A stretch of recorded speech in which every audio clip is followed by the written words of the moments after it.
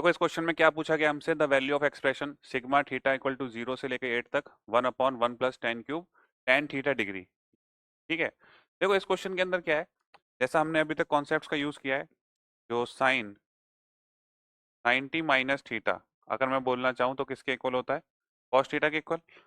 तो यहाँ पे ध्यान से समझना, देखो सिग्मा दिया हुआ है आपको,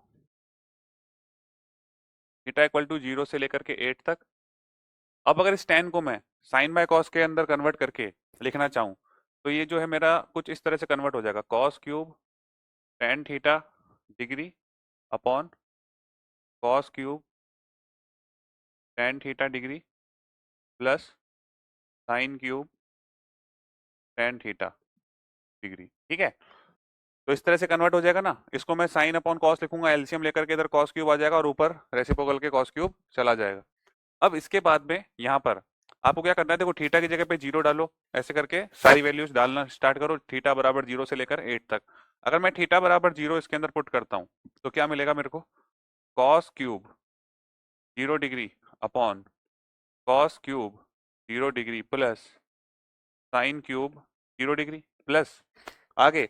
अब मैं क्या करूंगा, इसके अंदर जब मैं थीटा की जगह 1 डालूंगा तो मेरे को क्या मिलेगा, cos cube of 10 degree upon cos cube of 10 degree plus sine cube of 10 degree. ऐसे चलते चलते जब मैं आगे जाऊंगा तो मेरे को कहाँ तक पहुंच जाऊंगा मैं, जब मैं 8 पुट करूंगा तो मेरे को मिलेगा यहाँ पे cos cube 80 degree upon cos cube of 80 degree plus sine cube of 80 degree. ठीक है, अब देखो कॉस क्यूब की वैल्यू कितनी होती है 0, तो यहाँ पर तो सॉरी कॉस 0 की वैल्यू कितनी होती है 1, तो यहाँ पे 1 आ जाएगा, नीचे इधर 1 आ जाएगा और इधर 0, तो ये तो हमारा क्या बन जाएगा, 1 बन जाएगा, ये पूरा जो है ये तो 1 बन जाएगा। अब इसके बाद में यहाँ पे 10 पड़ा हुआ है, उसके आगे 20 होगा, फिर 30 होगा, फिर 40 होगा, 50 60 70 80 तक, ऐसे करके हम जाने वाले हैं। इसको देखो ध्यान से, देखो ये जो कॉस क्यूब 10 डिग्री लिखा हुआ है ना, cos cube 10 degree upon cos cube 10 degree plus sine cube 10 degree plus ये क्या है, कॉस क्यूब 80। अब इस कॉस क्यूब 80 को मैं यहाँ पर कॉस 90 माइनस थीटा का फॉर्मूला अगर मैं लगाऊं तो साइन थीटा के बराबर होता है ना, तो अगर मैं कॉस 90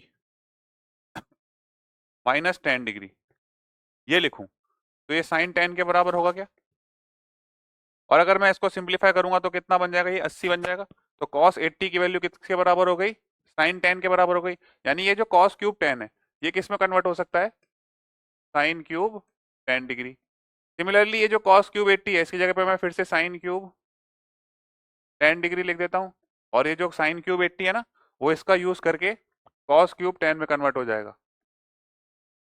तो अगर आप इन दोनों को ऐड करते हो तो 1 आ जाएगा।